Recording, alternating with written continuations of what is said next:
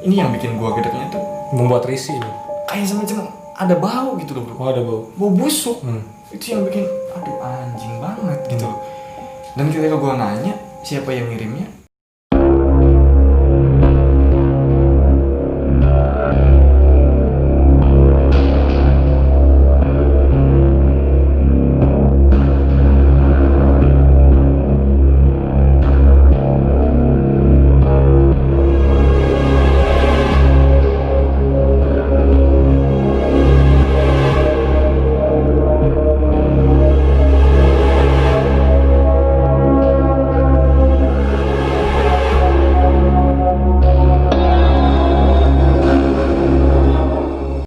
Oke, selamat malam, balik lagi di channel Gagas Agasta. Kali ini kita ditemani dengan Kang Aang. Nah, Kang Aang ini rekan saya ya, rekan saya dari Jatiwangi, rumahnya di Baturuyuk ya. iya Baturuyuk.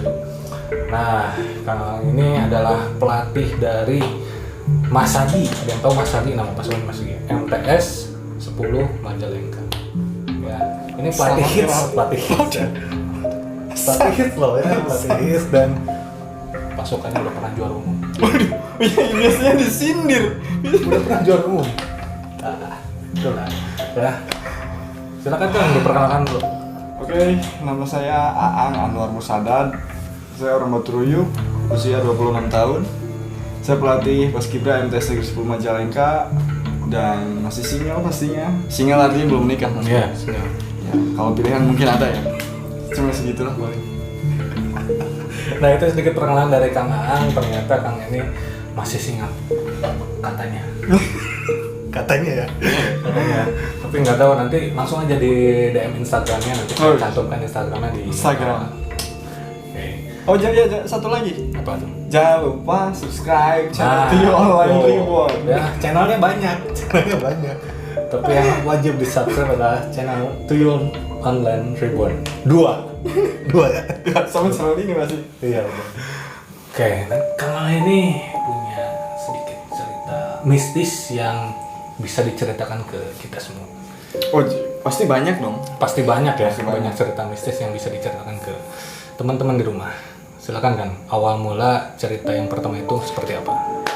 Ini kalau dari saya sih lebih ke di lingkungan family aja ya kayaknya. Soalnya ini menjadi apa ya? Kayak semacam makanan gitu loh.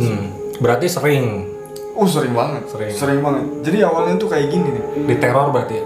Iya kayak diteror kayak gitu.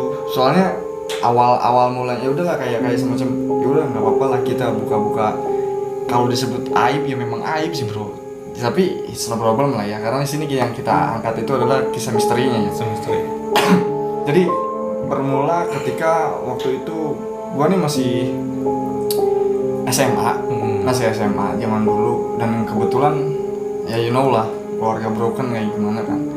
Nah jadi ketika itu gue ikut ibu cuy di rumah, gue ikut ibu. Nah kebetulan babeh ya almarhum itu udah keluar nih dari rumah awal-awalnya. Jadi pas itu nikahnya itu sama cewek yang tanda kutip dia nikahnya bukan sekali dua kali si cewek itu tuh. Jadi dengar rumor sih bahwasannya cewek itu 13 kali. Berarti sering menikah. Sering banget. Jadi intinya cewek itu cuma ngalah apanya bahasa itu. Kayak semacam ngambil hartanya doang gitu. Morotin doang. Nah pas itu kebetulan ya nggak tahu kenapa gitu. Mungkin ya ada mistik di belakang lah, mungkin ya ada mistis di belakang. Jadi pas itu keluar dari rumah dan ternyata si cewek ini nggak puas. Jadi nggak puas dengan harta yang dibawa, jadi pengen juga rumah yang gua tempatin gitu loh. Ya, jadi dia pengen, jadi dia gimana pun caranya itu supaya ini rumah itu terjual gitu loh. Ya ini sih bukan suuzon ya, tapi ini realita dari beberapa orang kan. Gua juga datang, gua bukan ke dukun bro, ke kiai pastinya gua datang gitu kan. Nah pas itu hampir setiap malam itu pasti ada di dapur nih kayak suara dak kayak gitu tuh, Meledak. kayak meledak ke atas tuh. Nah dak kayak gitu, tapi orang yang di luar rumah tuh nggak ada yang dengar, dan yang dengar cuma di rumah ini doang. Dan itu sering banget. Nah setiap pagi ini kalau misalkan ini kan dulu tuh tempat galon nih di rumah ya kan, ini tempat galon. Nah di tempat galon, ketika gua kan punya depot galon, ketika dibuka galon nih gerbangnya gitu ya, gerbang galon dibuka, itu ada darah, ada kembang 7 rupa. Serius, bahkan ada uang receh, kayak semacam 100 yang merah, terus yang bundar gitu, yang gede tuh, gambar gunung. Nah, ada yang kayak gitu.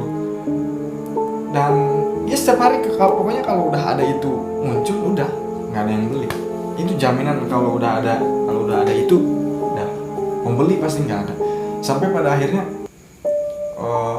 pelan-pelan nih depot gue kan punya 3 cabang yang pas itu lagi maju-majunya gitu kan, sampai akhirnya tutup semua, gulung tikar semua, dan benar-benar bangkrut semua.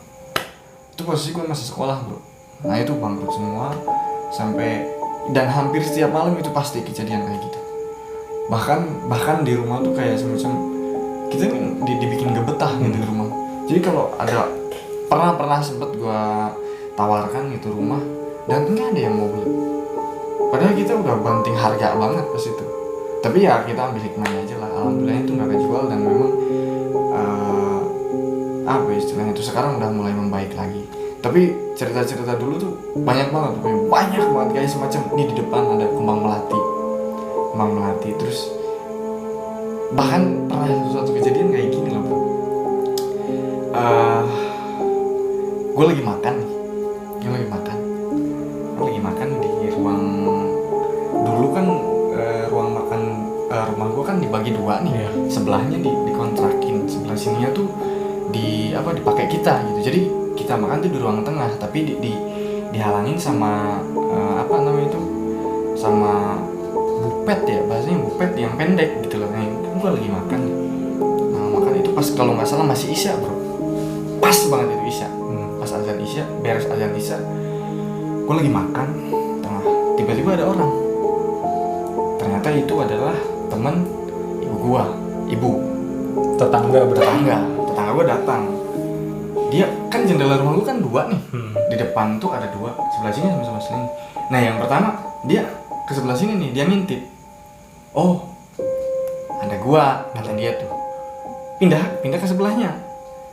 Dia kaget, gua kan itu orang kenapa kok kayak kaget gitu ya. Nah habis itu gua udah nih makan, terus langsung ibu nih udah selesai isya nyamperin. Nah habis itu ternyata dia cerita, lah tadi sih kan manggil gue Aang gitu. Katanya itu si Aang makan sama siapa? Aang makan sama siapa? Sendiri dia bilang. Tapi dia bilang enggak dia nggak sendiri. Tadi dia makan berdua hadap-hadapan. Kirain tuh si mamanya katanya. Kirain tuh si mamanya yang pakai baju hitam. Saya bilang langsung gue bilang kayak gini. Kan gue manggilnya Mimi ya. Mimi itu lagi sholat, gue bilang. Dan gue tahu itu lagi sholat banget. Nggak mungkin dari tadi gue makan sendirian. Dia sampai kaget. Terus yang tadi siapa? Dari situ gue langsung, itu kan kejadian isya jam 8, gue langsung berangkat ke Kiai itu ya, yang tempatnya lumayan jauh lah, berapa kilometer, kisaran setengah jam lah ke daerah Sukaraja gitu. Langsung lah gue berangkat ke sana. Dan ternyata memang benar itu ada yang ngirim kayak gitu. Awalnya sih gue datang yang kesini dulu nih, yang dekat dulu, dan kata dia baca ini. Wah, ya bukan gue nggak percaya gitu loh bro. Jadi kalau misalkan kita nih datang nih ke kiai nih, artinya kan kita datang ke ahlinya. Ketika mereka yang ngusir, seenggaknya mereka zikir tiap malam. Otomatis nggak bakal susah dong. Lah ketika kita dikasih amalan, kita kan nih orang-orang yang jauh dari kata zikir gitu kan, sholat 5 waktu tepat waktu aja udah untung gitu kan. Nah gue disitu malah disuruh baca ini, baca yasin dan lain sebagainya, terus ditaburin garam, nggak ngepek sama sekali. Nggak ngaruh berarti ya? Nggak ngaruh, bahkan yang bikin kesalnya tuh kayak gini loh. Kalau gue nih kayak gini, lu mau nunjukin wujud lu kayak gimana, bodo amat lah. Beneran gue bodo amat, lu mau nunjukin jenis lu seperti apa, bodo amat, terserah. Yang penting satu, jangan ganggu gitu. Kayak ganggu tuh bukan nunjukin, bukan, tapi kayak semacam ini yang bikin gua gedeknya tuh membuat risih. kayak semacam ada bau gitu loh. Oh, ada bau. Bau busuk.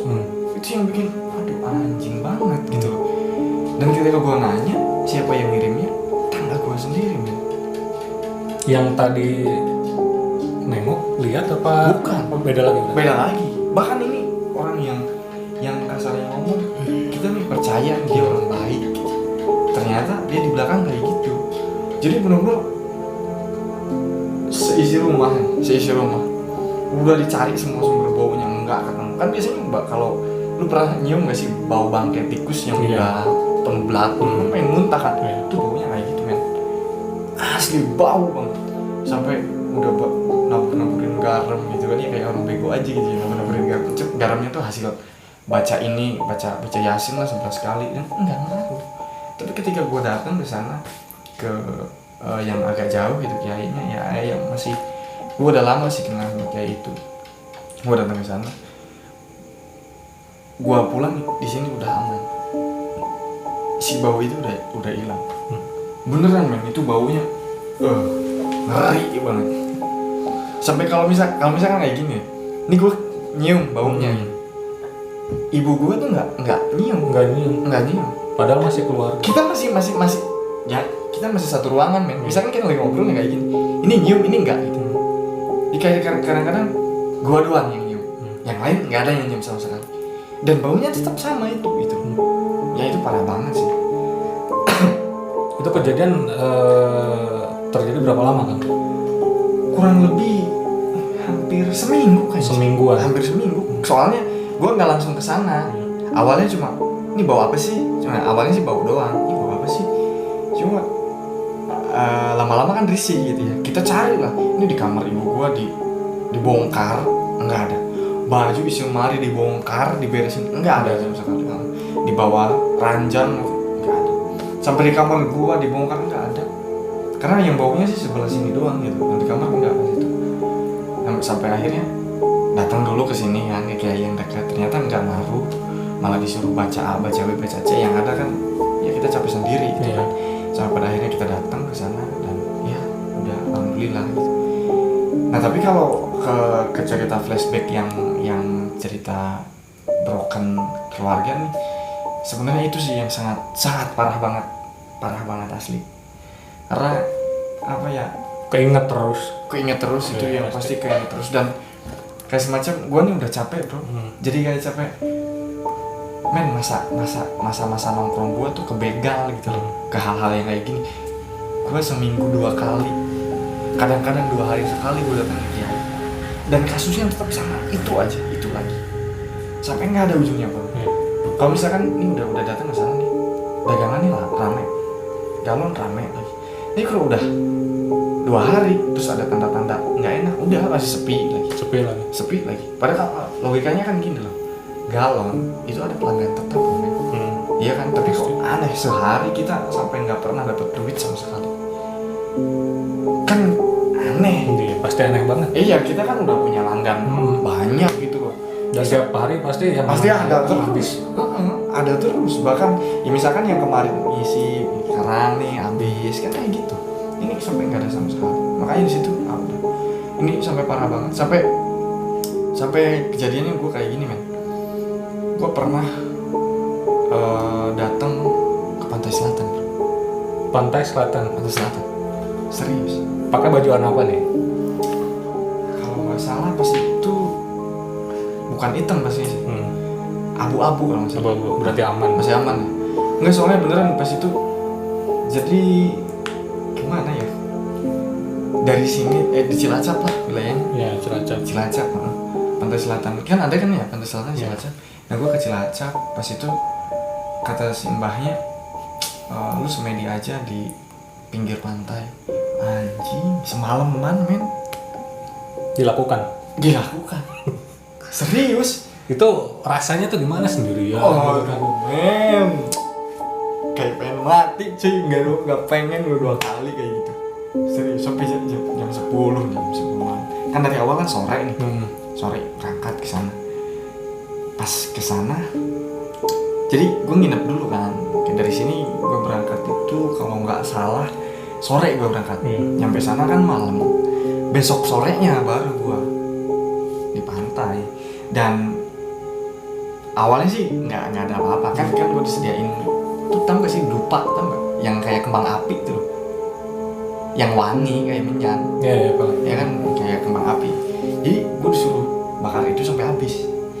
Kan banyak nih dikasih perbekalan.